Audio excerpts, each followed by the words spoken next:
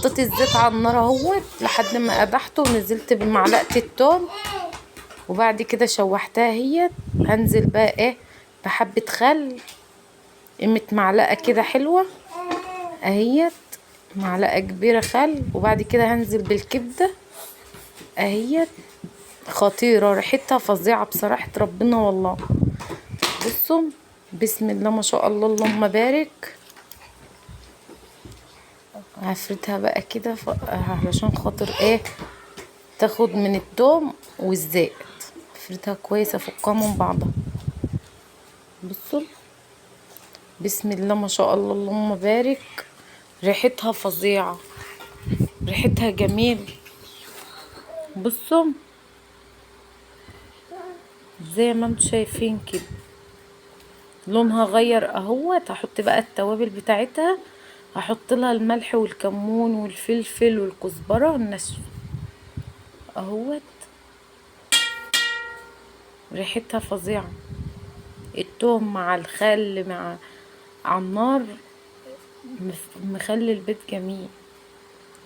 حطيت بقى اهوت الفلفل والكمون والملح، هقلبها بقى كويس بالتوابل بتاعتها.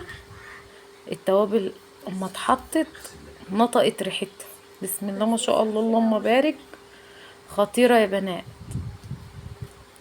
يا رب بس ايه طريقتي تعجبكم. هحط بقى الفلفل اهوت، الفلفل دوت فظيع عليه كمية شطة قسما بالله بتحرق في ايدي، بس النتيجة فظيعة.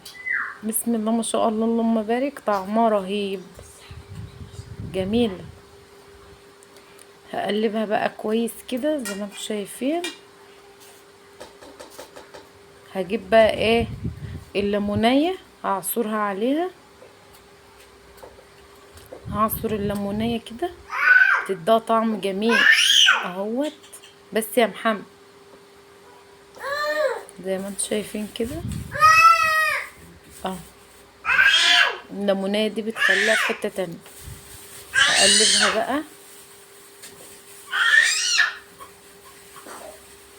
ادمج بقى ايه المكونات كلها ببعضها كويس، وههدي عليها النار واغطيها وهسيبها بقى ايه تستوي. مش هزودها اي اضافات تانية لان هي مش محتاجة ان هي تتزود، عشان الكبدة لو حطيتولها اي حاجة غير المكونات بتاعتها هتندغ تحت اسنانكم وهتشد كده. حلو، الخضار بيسرد على بعضها وبتبقى كويس، بتبقى جميل.